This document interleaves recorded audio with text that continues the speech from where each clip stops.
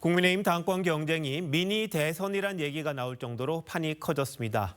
윤석열 대통령과의 관계 설정, 국회 장악한 거야에 맞설 리더십까지 난제가 참 많은데요. 이 여당 대표를 뽑는 국민의힘 전당대회가 어떻게 진행이 될 건지 정치부 이태희 기자와 함께 전망해 보도록 하겠습니다. 자, 이 기자, 오늘 원주영 전 장관의 출마 선언 아주 전격적이었는데 이야기가 좀 나왔었습니까? 기자들도 마찬가지였고요. 당내 의원들 역시 전혀 예상하지 못했다면서 놀라는 분위기였습니다. 다른 당권 주자들과 달리 원 전 장관이 총선 이후에 정치적인 메시지를 거의 내지 않았기 때문에 전당대회 출마도 고려하지 않고 있다는 평가가 많았습니다.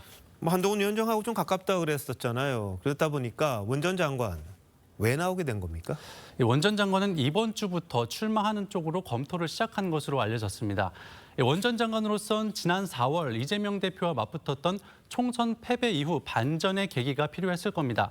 이번 전당대회가 아니면 당분간은 큰 정치적인 이벤트가 없다는 점도 고민의 지점이었을 거고요.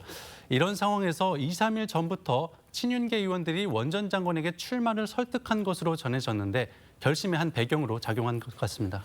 자, 친윤계 의원들이 한동훈 전 비대위원장의 대항마를 찾는다 이런 얘기들은 많았어요. 그러면서 이제 본인은 부인하고 있습니다만 나경원 의원이 한 후보였잖아요.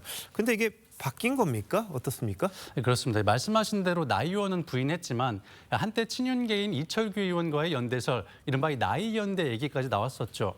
하지만 나 의원이 최근 친윤계와 선을 긋는 듯한 발언을 이어가자 다른 당권 주자로 눈을 돌린 게 아니냐는 관측도 나옵니다. 어찌됐든 나 의원으로서는 상당히 불편한 상황이 된 건 분명해 보이는데요. 한 친윤계 의원은 원 전 장관 출마로 다자구도가 형성되면서 한동훈 대세론이 뒤집힐 수도 있다 이렇게 말했습니다. 실제 판이 바뀔까요? 결국 결선 투표 여부에 달려있다는 분석이 있습니다. 1차 투표에서 과반 득표자가 나오지 않게 되면 전대 룰에 따라 결선 투표로 넘어가는데요. 이 결선은 양자 구도로 치러지기 때문에 1위가 아닌 나머지 후보들이 연대를 하면 막판 뒤집기도 불가능하지 않다는 겁니다. 이번 전대는 당심, 그러니까 이 당원들의 표심이 전체의 80%가 반영됩니다. 오늘 한 전 위원장이 윤석열 대통령과의 통화 사실을 공개한 것도 바로 이 당심을 감안한 걸로 봐야 할 듯합니다. 자, 이제 야당 상황도 한번 살펴보죠. 자, 치열한 당권 싸움은 여당에서 벌어지는데 민주당은 이재명 대표 단일 체제 아닙니까? 좀 어떻게 됩니까? 이 대표는 이 8월 전당대회 당대표 선거 출마 결심을 굳히고 대표직 사퇴 시점을 고민하고 있습니다. 앞서 리포트에서도 전해드렸지만 이 대표가 조금 전 한밤 긴급 최고위를 소집했습니다. 사퇴 발표에 임박해 마지막 당무 보고를 받기 위한 것 아니냐 이런 해석이 나왔는데요.